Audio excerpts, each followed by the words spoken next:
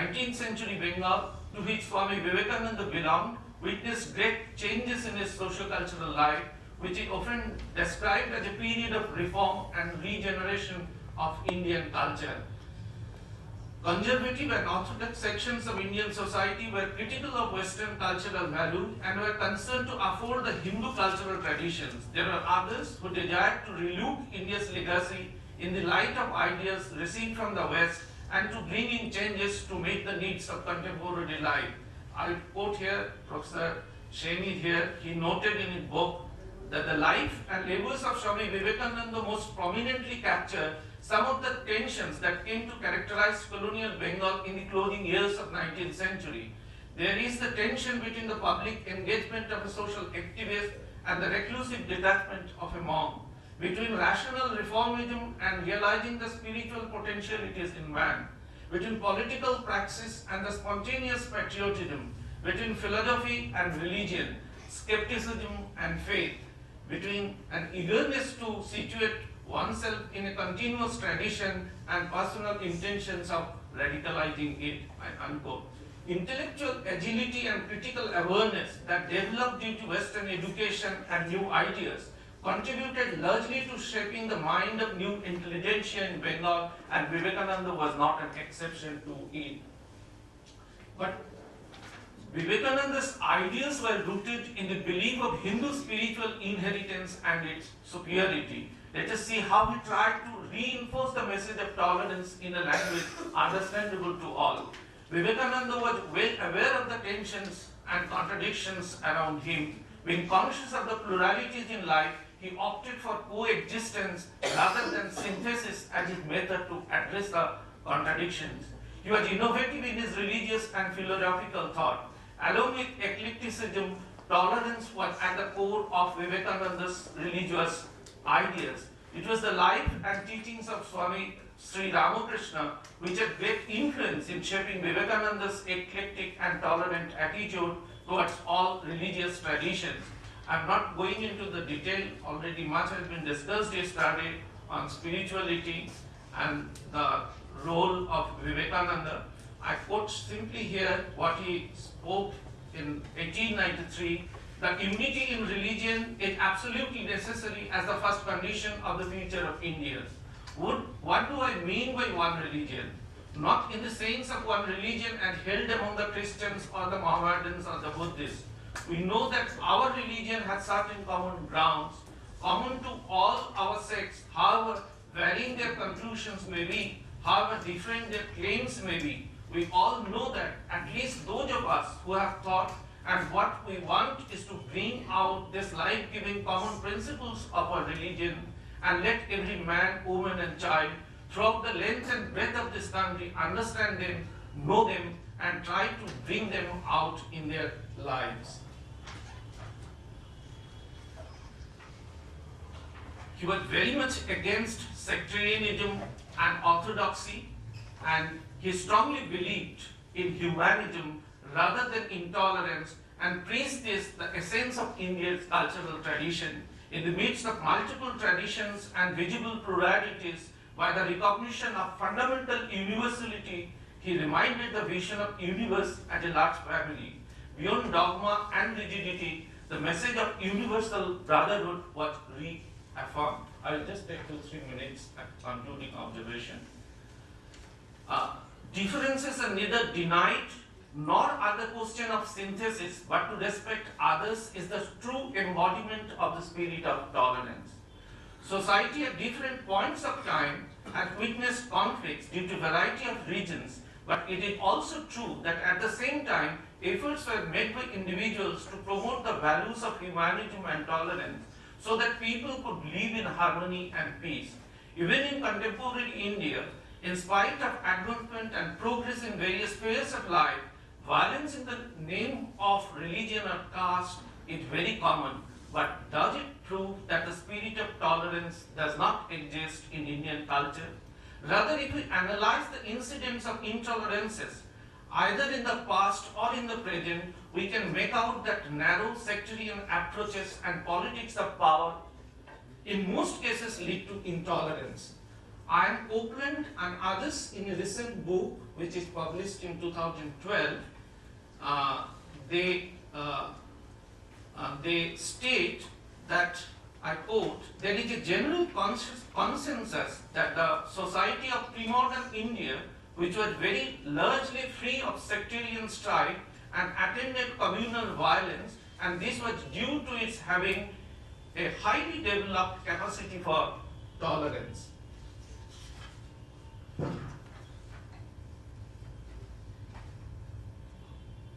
India over the years has shown that people expressing faith in different religious traditions and values have lived together in harmony and appreciated each other's tradition.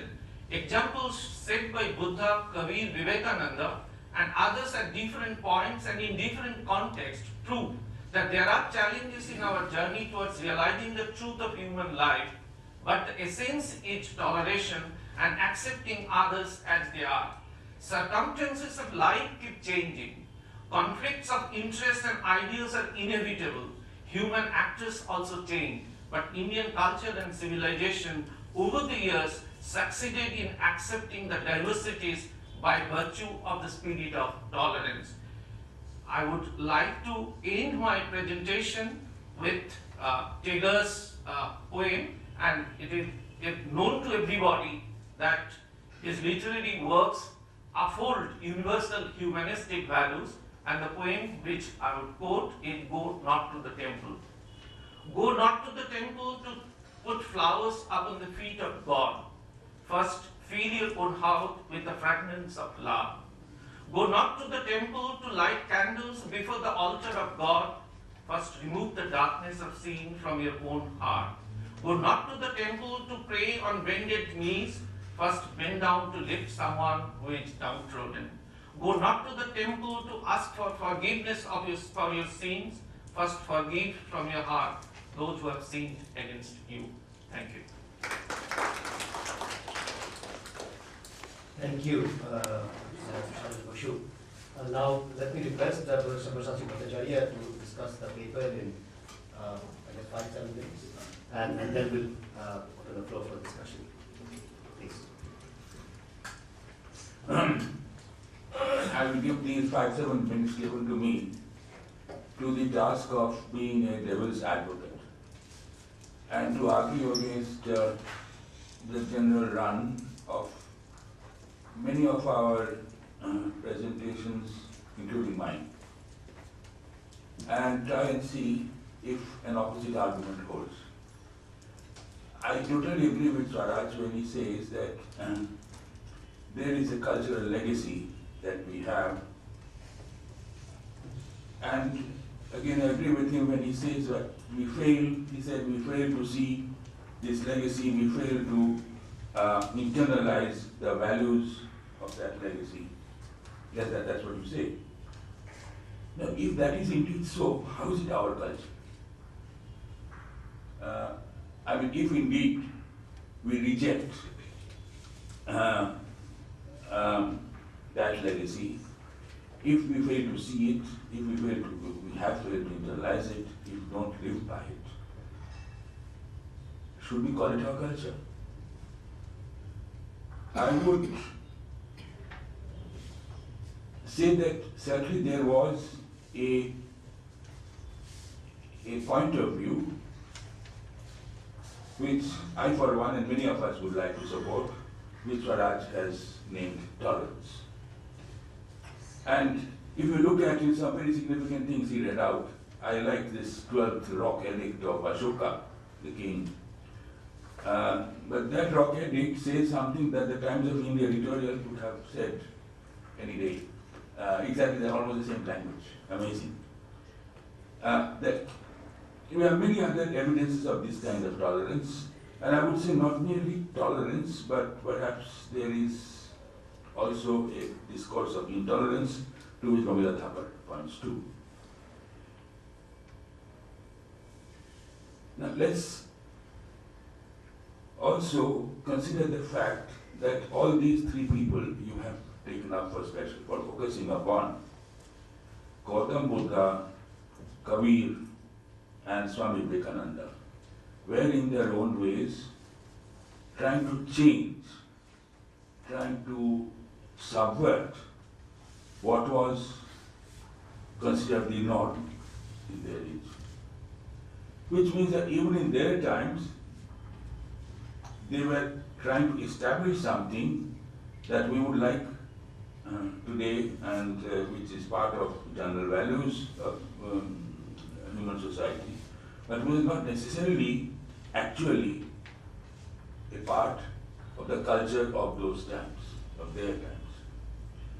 If you, in fact, Swami Vivekananda was in so many ways a revolutionary. It is amazing how we often do not think that aspect of his life. What he said, for instance, about casteism.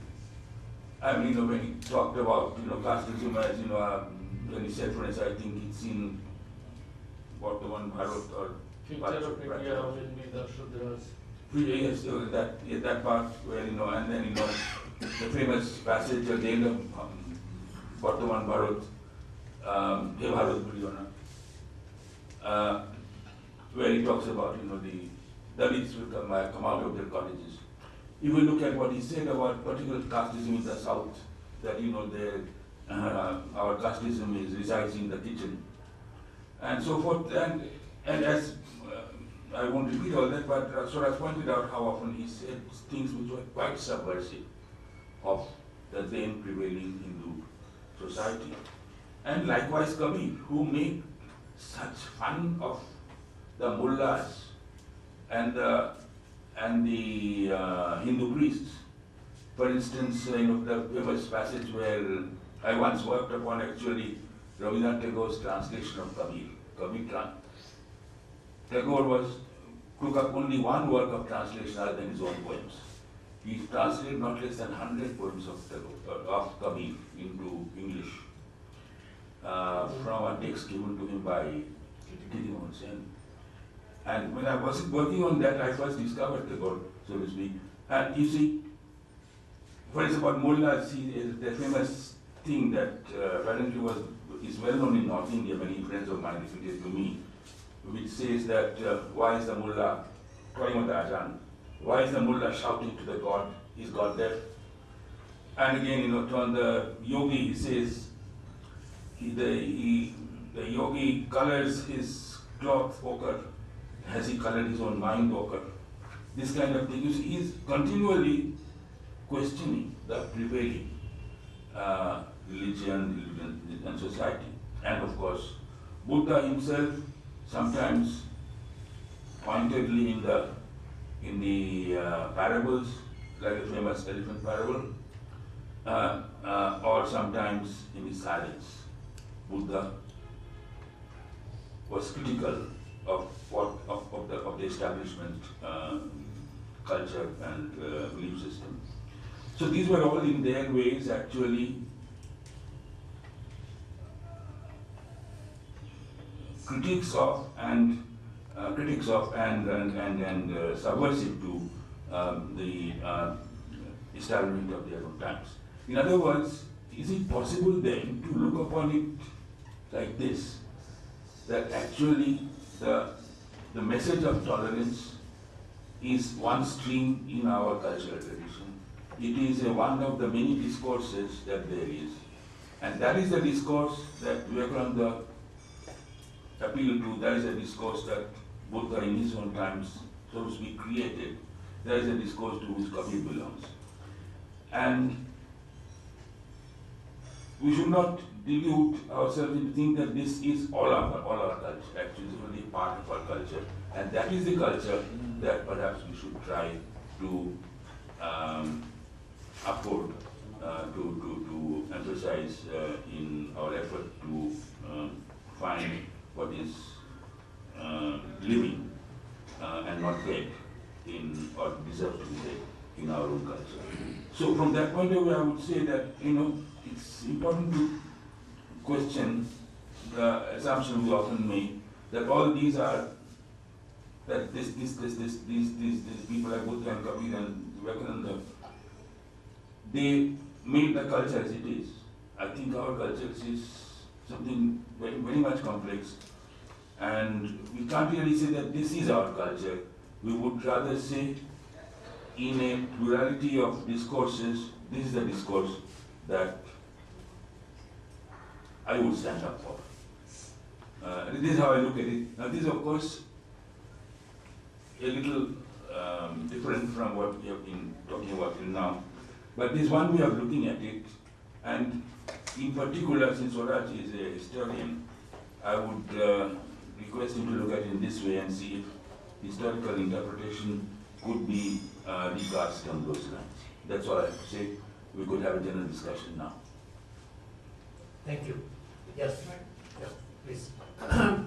Two brief observations, and I think I'm also playing the devil's advocate here. Number one, I think in the context of Hindu toleration or tolerance, one has to make a distinction between Hindu orthodoxy and orthopraxy. Hindus have always been doctrinally more flexible than in matters of social practice. One has to make that distinction historically and sociologically. Number two, I have to say this, and I'm sorry saying this, but Swami Vivekananda, as I read him and I understand him, was extremely uncomfortable with the word tolerance. He said tolerance is condescending. You pose as if you are right and you're just simply tolerating others. I can quote that passage verbatim. I don't have it here, but I can reproduce. And he says this in the Chicago Parliament, that we don't tolerate religions, we accept them fully. And I think this is a legacy from Sri Ramakrishna. That's all. Yes, next. We have a few more minutes. So far, Please, please. it's not a question. So far, what we heard didn't sound like devil's advocate. I have only one clarification, sir. You talked about eclecticism, so far as Vivekananda's exposition was concerned. And at the same time, you talked about the coexistence, tolerant coexistence of different faiths. Now, can eclecticism grow out of only this tolerant coexistence?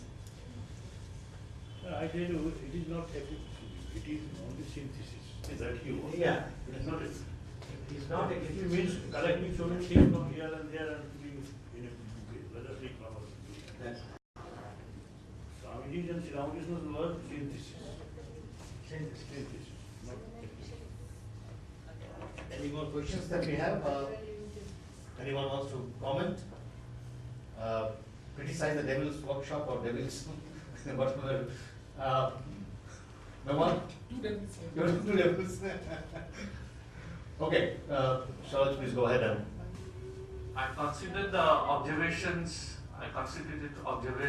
by Professor Bhattacharya and Professor Sen are very relevant, and I definitely agree that out of the different discourses, tolerance is one of the major spirit. If we look at and analyze the spirit of Indian culture, and what I precisely tried to see into it, that this concept has developed. Being an historian, I looked at it from the historical necessity. And at different times, you see the Buddha belonged in ancient times, Kabir belonged to 15th century, and though Professor Sen said that Vivekananda does not agree with the concept of tolerance, I may differ. But Vivekananda also, in the 19th century, the kind of tensions, the kind of complexities are there, vis-a-vis another kind of civilization, and each represented a different kind of challenges. And from there, the basic concept of tolerance is evolved out of the Upanishadic spirit. It is more in the spirit rather than in the debate. So the ritualistic part is not involved in it or conceptualized in it, but the spirit of Upanishad, the philosophy, is very much there, and that kind of space was given on alone in India, which is represented by different traditions, not only of Hinduism. So that precisely in historical context, giving the examples of the three great reformers, I try to address this issue, because you know that I am not the expert in ancient and medieval history, but I try to being a modern historian, till I tried to address this issue and understand that how this concept developed, how the context is important when we look at these great personalities and try to situate them in their time. And I would definitely look into it, the point that you have made. But when in the Chicago Parliament of Religion, when he addressed and criticized the Christianity because of its orthodoxy and others, so the question of how you interpret tolerance, the meaning of tolerance in itself is important. If you giving space to others, not thinking that yours is the only, then I consider it's a tolerant attitude. It's concept of universalism, universal brotherhood. What is that? It is not only the spirit, the roots definitely in the Upanishad, in the Vedanta, but that openness is definitely there. That is how I look at it. Definitely when you have said being an authority, I would cross-check That's it. not the point. I interpreted it in this way. It's an interesting line of argument that you can look at it actually. Look at that. Sir, I have one thing to submit. So you have all been talking in terms of tolerance. But Swamiji insisted that tolerance is not the term, it is acceptance. We sometimes tolerate and a patch of eczema on our body because we have tried our level best to remove it. We have the homeopathy, allopathy, every treatment, but when we cannot remove, we have to tolerate. So toleration, it is really a very inferior. We have to accept. We accept that all faiths are true. That what Sri Ramakrishna and also Swamiji reiterated. That is my submission. Swamiji, this actually, Swami Vivekananda's words in Chicago have been quoted. What Swaraj is saying is that he thinks that the word tolerance admits of this interpretation also, that this meaning is included. That's what he says. Acceptance also is that. It is a kind of tolerance. That's what he says. In fact, there is so much more than the tolerance. Much more than tolerance. That is Training. You can accept. Tolerance is, yes, oh, all right, you are bad, that I somehow tolerate. But acceptance is whatever you are, Yeah. I accept as you are. Not as And this is the spirit I tried to get out of it. Yes, that is the spirit that Swamiji and Sri Ramakrishna wanted to. He might not have used the word tolerance or he had objection in using them, but the spirit behind it is the acceptance of others, which in a way can be interpreted as tolerating others, means giving the space to others. Now, it makes a lot of, you go into the depth and you will find. And so also I think that being eclectic is not also opposed to this line of thinking so as tolerance is concerned. That leads you to the universal direction of faith. Yeah. You start. And maybe we also use the word hyper-tolerance for that. Sometimes we use the word hyper-tolerance, So that, anyway, thank you very much, Professor Boshu.